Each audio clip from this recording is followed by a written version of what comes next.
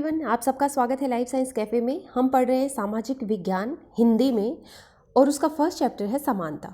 देखिए, first chapter में बहुत सारे लोगों की फ़ोटो दी है, जैसे किसान हैं, शिक्षिका हैं, व्यापारी हैं, छात्र हैं, घरेलू कामगार हैं, गृहिणी हैं, परामर्शदाता, सरकारी अधिकारी, मीडिया कर्मी, बेरोजगार लोग और उद्योगपति। सबका इसमें फ़ोटो दिया गया है उनका नाम के साथ। ठीक है, चलिए शुरू करते हैं। समानता क्या है? भारत एक लोकतंत्रीय देश है। कक्षा 6 की पुस्तक में हमने लोकतंत्रीय सरकार के तत्वों के बारे में पढ़ा था, जैसे लोगों की भागीदारी, संघर्षों का शांतिपूर्ण समाधान, समानता और न्याय। समानता लोकतंत्र की मुख्य विशेषता है। ठीक है, बहुत ज़रूरी है समानता का होना और इसकी कार्यप्रणाली के सभी पहलुओं को प्रभावित करती है। ठीक है, इस अध्याय में आप समानता के बारे में और अधिक जानेंगे। यह क्या है, लोकतंत्र के लिए यह आवश्यक है और क्यों है आवश्यक। ठीक है, ये भी आपको पता चलेगा। और भारत में सब समान है या नहीं, ये भी इस चैप्टर में आपको पता चलेगा। हम कांता की कहानी से चर्चा आरंभ करते हैं। ठीक है, ये देखिए, सभी लोग लाइन में खड़े हैं। चुनाव के दिन कांता और उसकी दोस्त सुजाता वोट डालने की बारी का इंतजार कर रही हैं। अब देखिए, एक औरत कहती है, कितनी अच्छी बात है ना सुजाता, कि हम सब अपने देश के समान नागरिक के रूप में वोट डाल सकते हैं। जैन साहब भी हमारे साथ इसी लाइन में खड़े हैं। जैन कौन है यहाँ पे? जो आपको ये ऊपर फोटोज दिख रही है, दूसरे पेज पर आपको दिखेगा लास्ट में, उद्योगपति हैं जैन, जो है बिजनेसमैन है। तो ये औरत बड़ी खुश होती है कि वो हमारे साथ लाइन में खड़े हैं, क्योंकि सभी नागरिक समान हैं। दूसरी औरत कहती है, जिसका नाम सुजाता है, कहती है, हाँ बिल्कुल, चल कांता, अब तेरी बारी आई। सुजाता कहती है कि कांता जाओ, अब तुम्हारी बारी है, वोट डालो। तो वो औरत कहती है कि मैं तो उसे ही वोट दूंगी जिसने हमारे मोहल्ले में पानी की पाइपलाइन लाने का वादा किया है। मतलब उनके घर में, उनके मोहल्ले में पानी की दिक्कत है और वो उसी को वोट देना चाहती है जो उनके ये पानी मुहैया करवाएगा। ठीक है, देखिए, जिसका जिक्र किया था कांता ने कि उद्योगपति भी हमारे साथ खड़े हैं, तो उनके लिए ये फ़ख्र की बात थी कि सबको, सभी नागरिकों को समान अधिकार मिला है। थोड़ी देर के बाद में आना कांता जी, नमस्ते साहब। ये शायद वो उद्योगपति हैं जो गाड़ी में बैठ के जा रहे हैं वोट डालने के बाद, और वो कहते हैं कि कांता बाद में आना। ठीक है, अब क्या हो रहा है यहाँ पे? गुड़िया बुखार में पड़ी है और उसे अस्पताल लेकर जाना है, पर पहले साहब के घर का काम कराऊं और उनसे कुछ पैसे उधार ले आऊँ। ठीक है, तो ये जो कांता है ये कह रही है कि मेरी गुड़िया जो है वो बीमार है, मैं पहले काम करूँगी तभी मुझे पैसे मिलेंगे और फिर मैं अपनी गुड़िया को दिखा सकती हूँ। तो वो काम करने के बाद वो घर आती है अपनी गुड़िया के पास, कहती है कि ये पी लो, कुछ अच्छा लगेगा तुझे, और जब मैं शाम को लौटूंगी तो अपन अस्पताल चलेंगे। ठीक है, वो अपनी बेटी को समझाती है कि जब मैं शाम को काम करने के बाद आऊँगी तब मैं तुझे अस्पताल लेके जाऊँगी। अब कांता जो है वो निकल जाती है। गुड़िया बार बार बीमार नहीं पड़ेगी तो क्या होगा? इस बस्ती में तो कभी साफ सफाई होती ही नहीं है। कांता को इस बात को देखकर अच्छा नहीं लगता कि जो उनकी बस्ती है उसमें बहुत सारा कूड़ा कचरा है। ठीक है, तो वो इसलिए बुड़बड़ाती हुई चली जाती है। अब जो कांता है उसको सफाई करने के लिए साहब के घर जाना था, वो वहाँ पे जाके सफाई करती है। कहती है, उसकी जो मालकिन है, मतलब जो बिजनेसमैन है, उनकी वाइफ उनको कहती है, कोनों को अच्छे से साफ करना। ठीक है, फिर पैसे देती हुई कहती है, कांता ये ले तेरे पैसे, पर पहले से ही पैसे मांगने की आदत मत बना, समझी? तो कांता कहती है, जी मैडम, नहीं बनाऊंगी। ठीक है, ये सब उनकी बातें थी। उसके बाद देखिए, मताधिकार की समानता। मताधिकार की समानता क्या होती है? मतलब कहानी का प्रारंभ कांता के वोट देने की लाइन में खड़े होने से होता है। ठीक है, पुनः उन विभिन्न लोगों को की ओर देखो जो उनके साथ लाइन में खड़े थे। आपने सारी फोटो देख ली, सभी लोग लाइन में खड़े थे। कांता अपने मालिक अशोक जैन को पहचान लेती है और अपनी पड़ोसी छोटे लाल को भी। ठीक है, भारत जैसे एक लोकतंत्रीय देश में सब वयस्कों को मत देने का अधिकार है। मतलब सभी जो वयस्क हैं वो सभी वोट देंगे, सबको अधिकार है, चाहे वो किसी भी धर्म का हो, शिक्षा का सत्र या जाति कुछ भी हो, गरीब हो या अमीर हो, इन चीज़ों से कोई फर्क नहीं पड़ता। जैसा कि आप पिछली पुस्तक में पढ़ चुके हैं, सार्वभौमिक वयस्क मताधिकार कहा जाता है।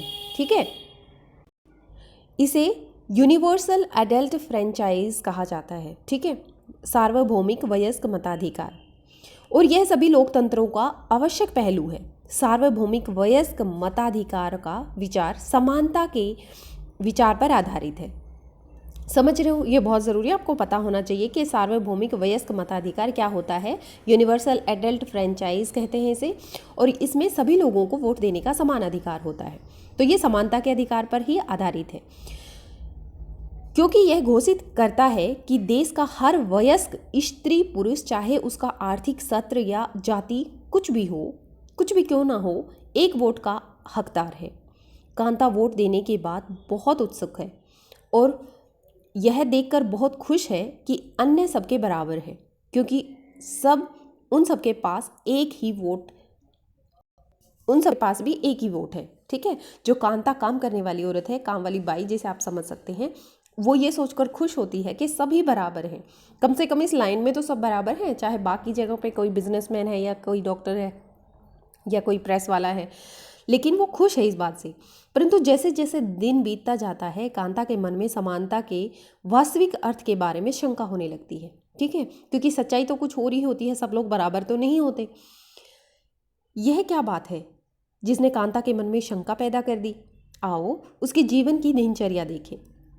जब हम कांता के पूरे दिन को देखेंगे ना, तब हमें समझ आ जाएगा कि क्यों ये मताधिकार सिर्फ कहने के लिए है।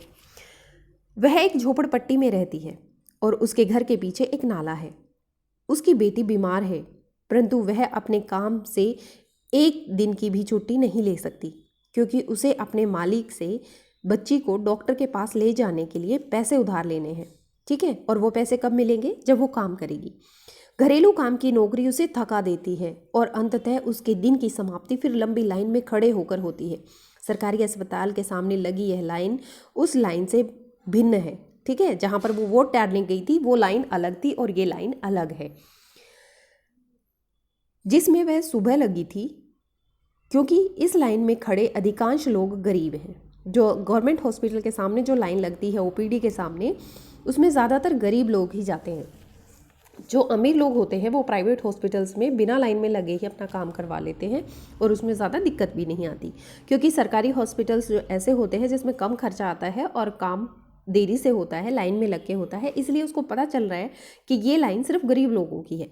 आपके विचार से समानता के बारे में शंका करने के लिए कांता के पास क्या पर्याप्त कारण है? उपरोक्त कहानी के आधार पर उसके ऐसा विचार सोचने के 3 कारण बताइए। देखिए, क्योंकि आप 7th क्लास के बच्चे हैं तो आपको ये जो दिया हुआ है इसके बारे में आपको ज़रूर लिखना चाहिए। ठीक है, अगर आप अच्छे से इसको पढ़ रहे हैं, चैप्टर आपको समझ आ रहा है, तो आपको वो 3 कारण भी मिल जाएंगे और वो कमेंट बॉक्स में ज़रूर बताना। ठीक है, उसके बाद आता है बस जरा सी देर बेटी। देखिए, कांता लाइन में खड़ी है और ये अपनी बेटी को कह रही है कि बेटा थोड़ी देर रुक जाओ, थोड़ी देर ही लगेगी बस। फिर वो सोचती है मन में, जैन मैडम और जैन साहब वोट डालने के लिए लाइन में भले ही खड़े रहे हों, पर अपने बच्चों के इलाज के लिए उन्हें लाइन में नहीं लगना पड़ता है। ठीक है, वो ऐसा क्यों सोच रही है? क्योंकि वो पैसे वाले लोग हैं और वो प्राइवेट हॉस्पिटल से अपने बच्चों का इलाज करवा सकते हैं। अन्य प्रकार की असमानताएं, और कौन सी असमानताएं हैं उसका भी यहाँ जिक्र किया है। कांता उन बहुत से लोगों में से एक है जो भारतीय लोकतंत्र में रहते हैं और उन्हें मताधिकार प्राप्त है, जिनका दैनिक जीवन और कार्य करने की स्थितियां समानता से बहुत दूर है। निर्धन होने के अतिरिक्त भारत में लोगों को अन्य अनेक कारणों से भी असमानता का सामना करना पड़ता है। इसका आशय यह है, इसका मतलब ये है कि निम्नलिखित 2 कहानियों को पढ़कर समझेंगे। ये दोनों ही वास्तविक घटनाओं पर आधारित हैं और भारत में होने वाली विभिन्न प्रकार की असमानताओं पर प्रकाश डालती हैं। ठीक है, यहाँ पर 2 कहानी आपको और बताएंगे जिससे पता चलेगा कि कैसे असमानता होती है दैनिक जीवन में। देखिए, जो अब तक हम असमानता पढ़ रहे हैं उसमें भारत में सामान्यतः प्रचलित असमानताओं में से एक है जातिगत व्यवस्था। मतलब जातिगत व्यवस्था जो है उसमें भी असमानता होती है। यदि आप ग्रामीण भारत में रहते हो तो जातिगत पहचान का अनुभव शायद बहुत छोटी आयु में ही हो जाता है। ठीक है, जो गांव में लोग रहते हैं वहाँ पे बहुत जल्दी पता चल जाता है कि आप किस जाति के हो, आपको कैसे रहना है। यदि आप भारत के शहरी क्षेत्र में रहते हैं तो शायद यह सोचेंगे कि लोग अब जात पात में विश्वास नहीं करते। शहरों में इतना नहीं है, क्योंकि एक जो गली होती है उसमें भी अलग अलग कास्ट के लोग रहते होंगे और ये आपके बस से बाहर होता है। ठीक है, क्योंकि कोई भी कहीं से भी आगे बस जाता है और वहाँ जात पात को इतना नहीं समझा जाता। परंतु ज़रा एक प्रमुख समाचार पत्र के वैवाहिक विज्ञापनों के कॉलम को देखिए तो आप पाएंगे कि उच्च शिक्षा प्राप्त शहरी भारतीय के दिमाग में भी जाति कितनी महत्वपूर्ण है। ठीक है, ये तो एक नॉर्मल बात थी कि जो शहरों में लोग जात पात पे विश्वास नहीं करते, लेकिन जो हाईली एजुकेटेड लोग हैं, यहाँ पे क्या लिया है, यहाँ पे विज्ञापन लिए हैं जो बहुत एजुकेटेड लोग हैं। देखिए कितनी ली गई है कि कुर्मी क्षत्रिय बीएससी माइक्रोबायो से, एमएससी बायोटेक से, फिर बीएड, फिर असिस्टेंट प्रोफेसर हैं प्राइवेट कॉलेज में, उनको सजातीय वर चाहिए। उन्होंने लिखा है कि अपनी जाति का ही वर चाहिए हमें तो। फिर कोई ब्राह्मण है, उन्होंने लिखा है कि सर्व ब्राह्मण कन्या मान्य है, मतलब और कोई नहीं चलेगा इनके लिए। फिर उसके बाद दिया हुआ है कोई तोमर राजपूत हैं, इंजीनियर हैं, उनको प्राप्त राजपूत कन्या चाहिए। देखिए उनको भी राजपूत ही चाहिए क्योंकि वो राजपूत हैं। उसके बाद है कि स्लिम गोरी बीई कंप्यूटर साइंस छत्तीसगढ़ी सवाल करने के लिए सजातीय मैचिंग वर चाहिए, मतलब अपनी जाति का। तो ये जो दिया हुआ है जाति का, उस पर मैंने गोला बना दिया, लेकिन आपको फिर से पढ़ना है इसको। और दिया गया है कि ऊपर दिए गए वैवाहिक विज्ञापनों में जाति की सूचना देने वाले अंशों पर गोला बनाइए। ये काम आपका था जो मैंने कर दिया। अब आप दोबारा से पढ़ेंगे, अपनी बुक में निशान लगाएंगे। आइए अब एक कहानी स्कूल जाने वाले एक दलित बच्चे के अनुभवों के बारे में पढ़ें। दलितों के बारे में आप पहले ही पिछले वर्ष की पुस्तक में पढ़ चुके हैं। दलित एक ऐसा शब्द है जो निचली जाति जो निचली कही जाने वाली जाति के लोग स्वयं को संबोधित करने के लिए प्रयोग करते हैं। ठीक है, दलित कौन कहते हैं? जो अपने आप को छोटी जाति का समझते हैं, या जो छोटी जाति जिनको कहा जाता है, वो लोग खुद को बताने के लिए दलित कहते हैं कि मैं दलित समाज से हूँ। ठीक है, वैसे दलित का अर्थ क्या होता है? कुचला हुआ या टूटा हुआ। क्या बताया है कि जो दलित है, इस शब्द का जो अर्थ है वो कुचला हुआ या टूटा हुआ। और इस शब्द का इस्तेमाल करके दलित ये संकेत करते हैं कि पहले भी उन्हें बहुत भेदभाव सहन करना पड़ा है, मतलब होता रहा है और आज भी हो रहा है। ठीक है, तो वो जब भी दलित कह रहे हैं तो उसका मतलब ये है कुचला हुआ या टूटा हुआ, हमारे साथ बहुत भेदभाव हो चुका है। अब यहाँ पे एक कहानी है, उसको पढ़ के आपको बहुत ही बुरा लगने वाला है और समझ में आने वाला है कि किस तरह से भेदभाव होता रहा है। ओम प्रकाश वाल्मीकि एक प्रसिद्ध दलित लेखक हैं। ठीक है, क्यों लेखक हैं ये? देखिए, अपना आत्मकथा झूठन में वो लिखते हैं। उन्होंने एक झूठन आत्मकथा लिखी है, मतलब अपनी बायोग्राफी लिखी है। ठीक है, उसमें उन्होंने लिखा है कि कक्षा में मुझे दूसरों से अलग बैठना पड़ता था, और वह भी फर्श पर। ठीक है, उसको जो मतलब बैठने की जो जगह होती थी बच्चों के लिए, उस पर नहीं, अलग से फर्श पर बैठना पड़ता था, क्योंकि बैठने की टाट पट्टी पर जगह नहीं होती थी। कभी कभी मुझे सबसे पीछे दूरी पर बैठना पड़ता था, बिल्कुल दरवाजे के पास। कभी कभी बिना किसी कारण के वे मुझे मारा पीटा करते थे। जब वे कक्षा 4 में थे, प्रधानाध्यापक ने ओम प्रकाश से स्कूल और खेल के मैदान में झाड़ू लगाने को कहा। देखिए, 4th क्लास का बच्चा कितने साल का होगा? 7-8 साल का होगा। तो उसे, जब वो 4th क्लास में थे ओम प्रकाश वाल्मीकि, तो प्रधानाध्यापक ने, मतलब जो प्रिंसिपल हैं स्कूल के, उन्होंने कहा कि आप झाड़ू लगाइए सारे स्कूल में। ठीक है, स्कूल और खेल के मैदान में भी, स्कूल के अंदर तो बाहर भी जो मैदान था स्कूल का खेलने का बच्चों का, वहाँ पे झाड़ू लगाने के लिए कहा। वो लिखते हैं कि मुझ जैसे छोटे और कमज़ोर शरीर वाले की तुलना में मैदान बहुत बड़ा था, और उसकी सफाई करने में मेरा पीठ दर्द करने लगी। ठीक है, जो उसकी सफाई करते करते उसकी पीठ दर्द करने लगी। मेरा चेहरा धूल से भर गया, धूल मेरे मुंह के अंदर चली गई। मेरी कक्षा के दूसरे बच्चे पढ़ रहे थे और मैं झाड़ू लगा रहा था। प्रधानाध्यापक अपने कमरे में बैठे मुझे देख रहे थे। मुझे एक बार पानी पीने की भी अनुमति नहीं दी गई।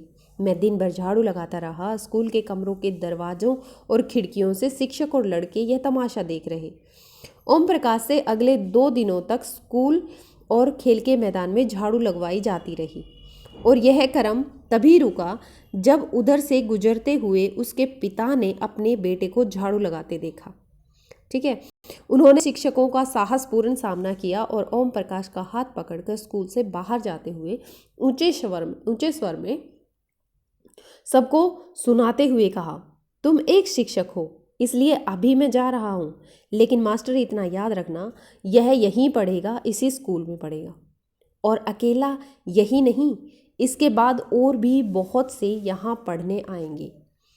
ठीक है, तो इस कहानी में पता चलता है कि किस तरह से एक दलित बच्चे के साथ क्या होता है, किस तरह से स्कूल में झाड़ू निकलवाई जाती है और उसके पिता उस बच्चे के टीचर्स से मुकाबला करते हैं, उन्हें होश से साहस से कहते हैं कि ये बच्चा यहीं पढ़ेगा और इसके बाद और भी पढ़ेंगे, और भी मतलब जो वाल्मीकि समाज के बच्चे हैं वो भी पढ़ेंगे।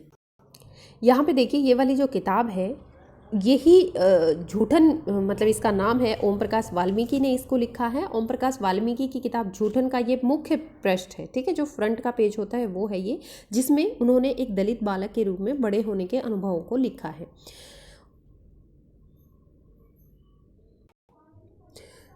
दूसरी कहानी एक ऐसी घटना पर आधारित है जो भारत के बड़े शहरों में घटी और देश के अधिकांश भागों में ऐसा होना एक सामान्य बात है। ठीक है, यह कहानी श्री और श्रीमती अंसारी की है, जो शहर में किराए पर एक मकान लेना चाहते थे। वे पैसे वाले थे, इसलिए किराए की कोई समस्या नहीं थी। वे मकान ढूंढने की में मदद लेने एक प्रॉपर्टी डीलर के पास गए। डीलर ने उन्हें बताया कि वह कई खाली मकान के बारे में जानता है जो किराए पर मिल सकते हैं। वे पहला मकान देखने गए। अंसारी दंपत्ति को मकान बहुत अच्छा लगा और उन्होंने मकान लेने का निर्णय कर लिया। फिर जब मकान मालिक ने उनके नाम सुने तो वे बहाने बनाने लगे कि वो मांसाहारी लोगों को मकान नहीं दे सकती, क्योंकि उस बिल्डिंग में कोई मांसाहारी व्यक्ति निवास नहीं करता। प्रॉपर्टी डीलर और अंसारी दंपत्ति दोनों यह सुनकर आश्चर्यचकित रह गए, क्योंकि पड़ोस में मछली पकाने की गंध आ रही थी और फिर भी मकान मालिक कह रहा है कि वहाँ पे कोई मांसाहारी नहीं रहता। उसके सामने उन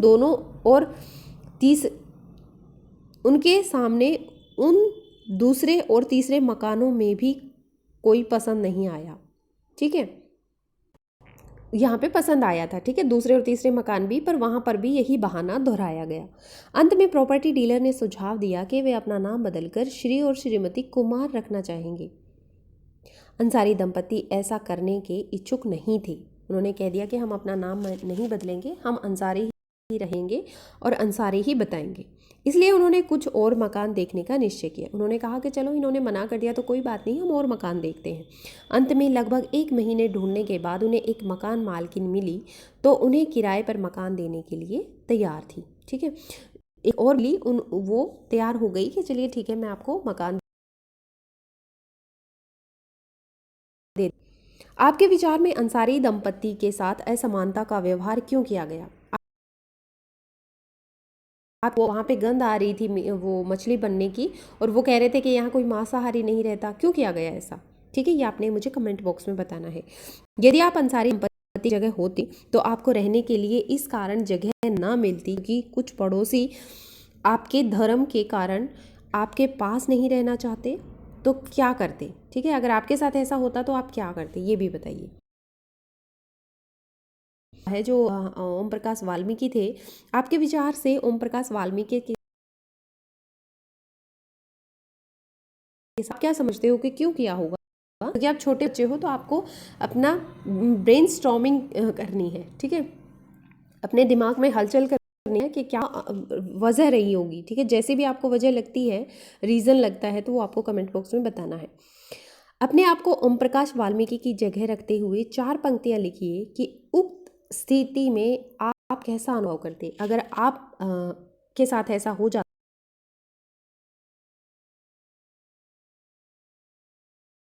इसके सेकंड पार्ट में हम इस चैप्टर को कवर कर लेंगे। Thank you once again.